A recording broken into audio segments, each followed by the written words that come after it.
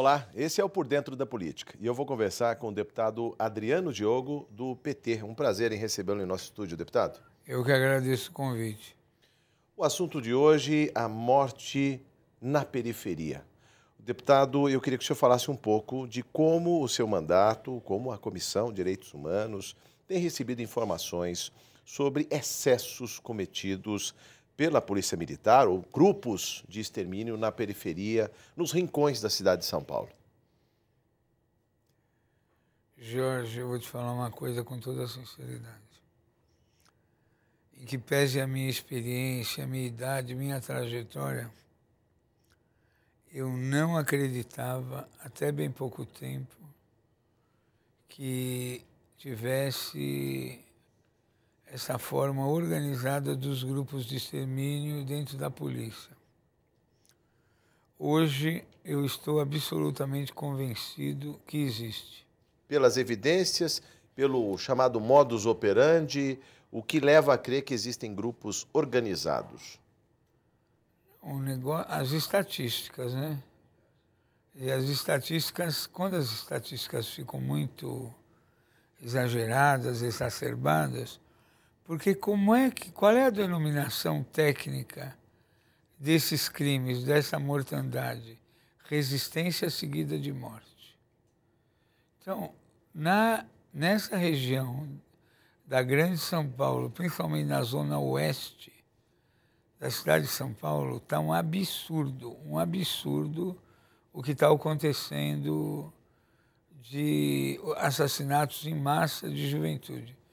Aquele dia que houve aquele julgamento, estava vendo o julgamento de um rapaz que a polícia invadiu uma chácara. Sim. Quer dizer, lá eles não tiveram nem o trabalho de mascarar que foi uma ação regular da polícia. Não foi uma ação clandestina, nas horas vagas, de gente não fardada. Não, foi uma ação oficial da polícia. Agora, o que é mais curioso é que até o elemento que estava sendo julgado, que era o objeto do julgamento, morreu. Então, por que ele morreu? Porque ele estava armado. E o pior é que o governador do estado, vem à televisão e diz: quem não reagiu não morreu. Né? Então, aí passou dos limites. A questão da polícia, a ação da polícia e principalmente essa chancela, resistência seguida de morte. Como apurar? Na realidade, toda vez que o boletim de ocorrência tiver registrado resistência seguida de morte, é a senha. Para assassinato, para fuzilamento, pena de morte. Deveriam ser casos preferenciais das ouvidorias, no caso da Polícia Civil, da Polícia Militar, uma investigação por parte das corregedorias? Bom, a Polícia Civil tem corregedoria, a Polícia Militar não tem corregedoria.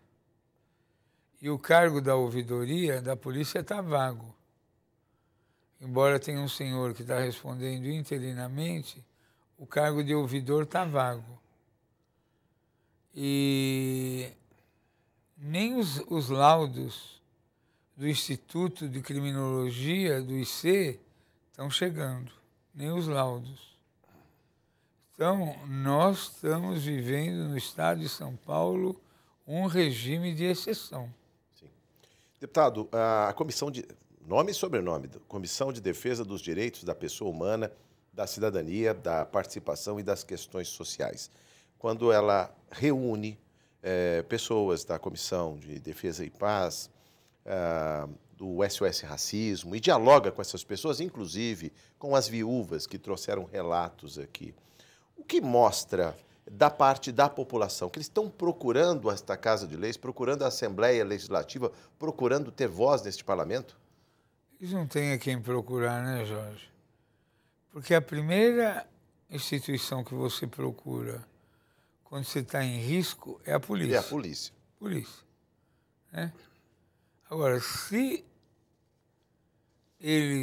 a população está amedrontada e assustada com a polícia,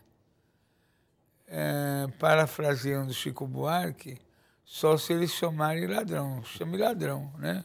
Então, a situação da população é de tal abandono, que está todo mundo procurando a Assembleia Legislativa para ver se alguém tem capacidade de ouvir e reagir a esse estado de coisas. Sim. Deputado, só retomando aquela audiência, trouxeram à ciência deste parlamento as mortes do Adílio, né? Adílio Bezerra Adílio, e do Orlando Rodrigues. E do E PM. logo depois também de um PM, né? O Joel, é isso? Foi assassinado. Que foi assassinado também. Ou seja, pessoas marcadas para morrer, eles eram líderes comunitários em áreas distantes do centro da cidade, ou seja, na periferia. Segundo, receberam muitos tiros. Isso tem um caráter exemplar? Era para apagar, digamos, ou para calar essas pessoas, essa população da periferia? O senhor acredita que essas mortes, de alguma maneira, têm um caráter exemplar? Ou seja, é para instituir um medo? Não tem outra explicação. Porque qual é a justificativa quando ocorrem esses assassinatos? Que a polícia está matando bandidos que a justiça não condenou. Esse é o jargão, esse é o chavão. Os justiceiros só fazem a limpeza do território daqueles que fugiram da justiça. Ocorre que, no caso dos dois líderes comunitários e do PM, que foi assassinado porque era amigo de infância dos dois... E foi tentar investigar? Acho que foi tentar investigar, aí mataram ele.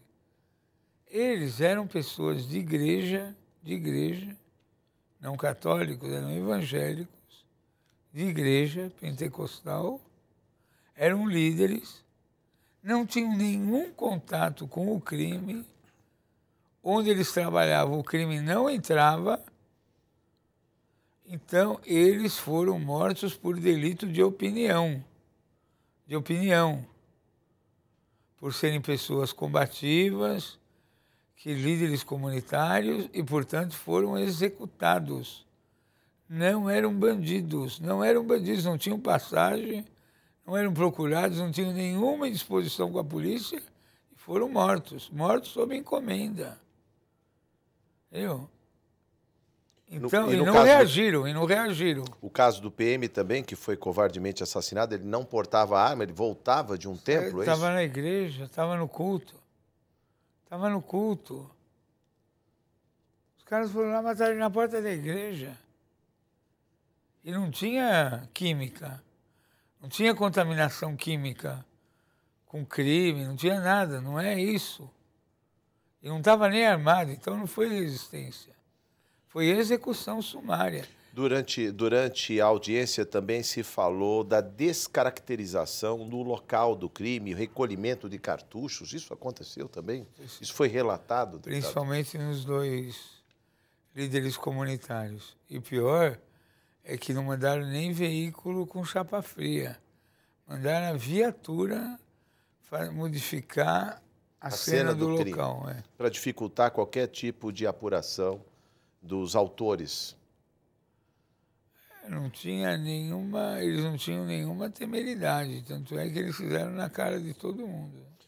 O que se quer provar com esse regime de força e de enfrentamento de líderes comunitários? O senhor falou da experiência, deputado, enquanto político, deputado, ou antes, quanto vereador. As franjas da cidade de São Paulo já tiveram episódios também de grupos de extermínio e os chamados pés de pato, né, que assassinavam. Isso seria uma volta daquele modo de operação, de limpeza, de higienização, vamos dizer assim, da periferia, deputado? O Cabo Bruno foi solto. O Telhado é candidato a vereador. O filho do Telhado pertence a grupo de extermínio fardado. Eu acho que é um fenômeno mais parecido com o do Rio de Janeiro, da formação das milícias. Sim.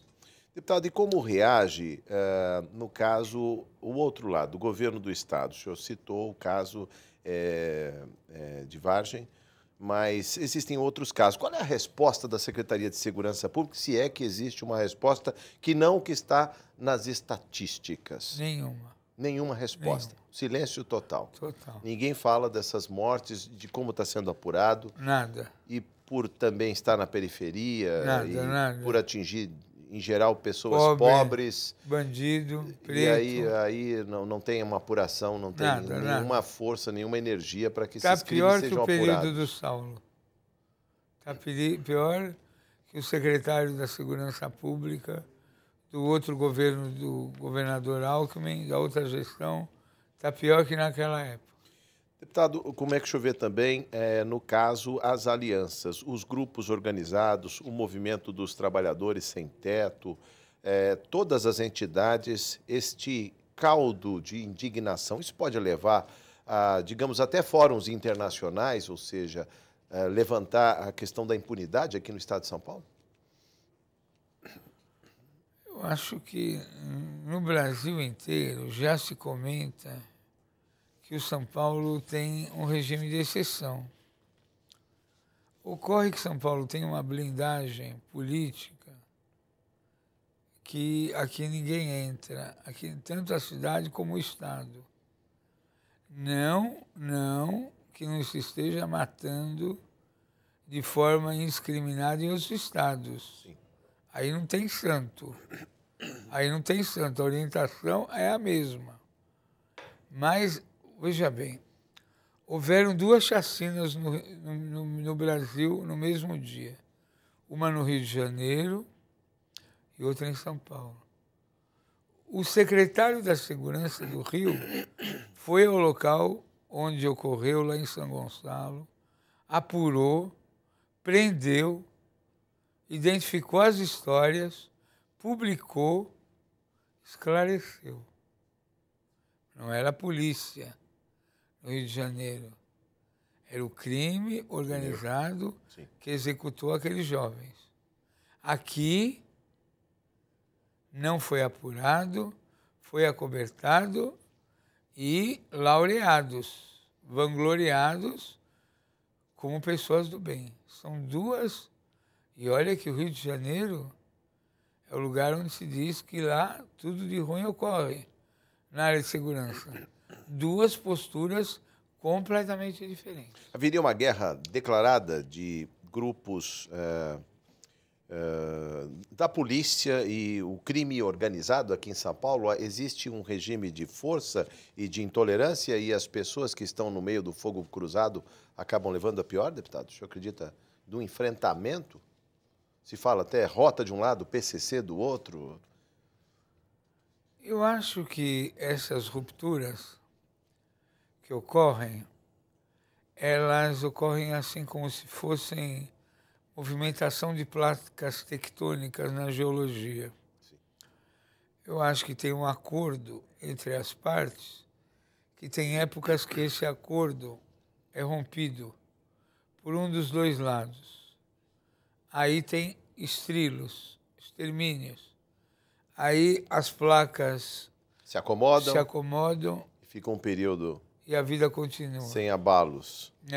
Bom, mas as mortes que estão aí estão sendo apresentadas e parece que neste regime uma baixa aqui significa uma baixa do lado de lá. Tem muitos policiais, centenas deles, sendo presos fora do horário de trabalho, ou seja, trabalhando nos chamados bicos, e estão sendo vítimas preferenciais do crime organizado, deputado.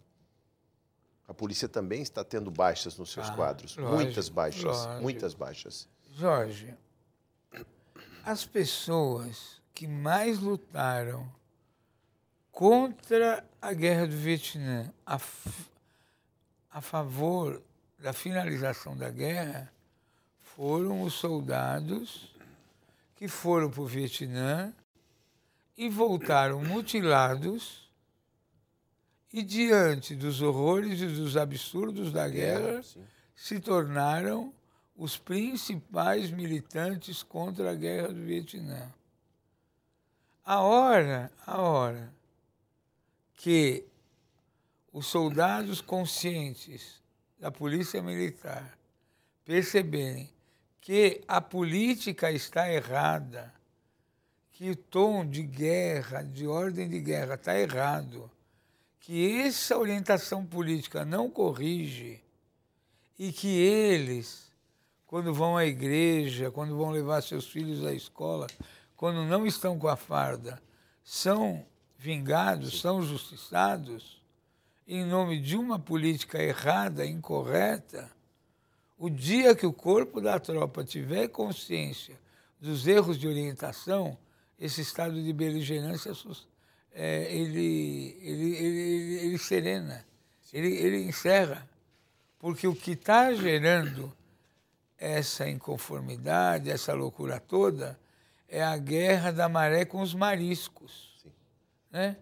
Quer dizer, o agente da repressão, que faz parte dessa tropa, quando ele está lá no bairro dele sem farda, sem equipamento, com a família, ele é executado. Por quê? Porque lá na frente de batalha está ocorrendo tal regime de exceção, de barbaridade e atrocidade, que na hora que o policial está desarmado, vai lá e tem o justiçamento, a vingança. Deputado, o senhor fala de barbárie. Quando se tinha a ditadura e tínhamos o Esquadrão da Morte, a alegação que era para matar bandidos e, de alguma maneira, limpar a sociedade. Qual é a alegação que fica agora no nosso Estado de Direito, na nossa democracia? Qual é a sinalização que fica?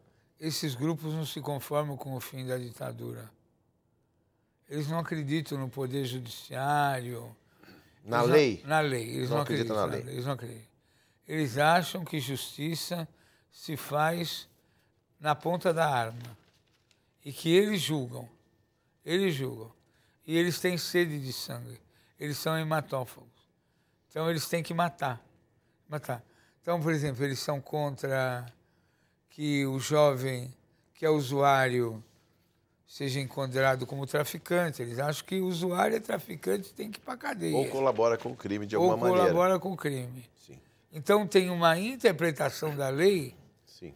E eles são a lei. Eles são a lei. Por isso que eles agem ao arrepio da lei. Porém, eles são acobertados. Eles são protegidos. Eles são valorizados. Por isso que eu digo que eles não se conformam com o fim da ditadura. E, se possível, eles reimplantam um estado de exceção.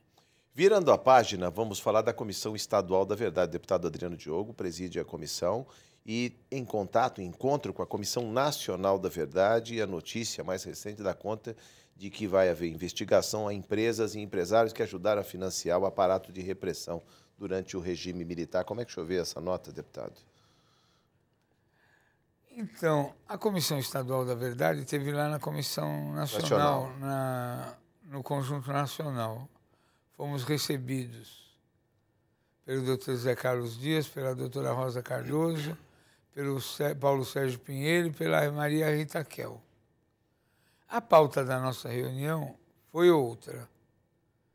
A pauta da nossa reunião foi uma contribuição que nós aqui do Estado de São Paulo estamos dando à Comissão Nacional para investigar e aprofundar a investigação de 140 mortos e desaparecidos aqui, exatamente, em São Paulo. Exatamente. Não necessariamente dentro dos limites paulistas, no país. Mas que era gente pessoas aqui de daqui, São Paulo. sim, essa é a contribuição. Mas eu falo dessa nota aqui. Agora, eu vou comentar a nota. Sim. Então, a nossa metodologia, o nosso método aqui, não vai ser direto. Isso é uma coisa da Nacional. Sim.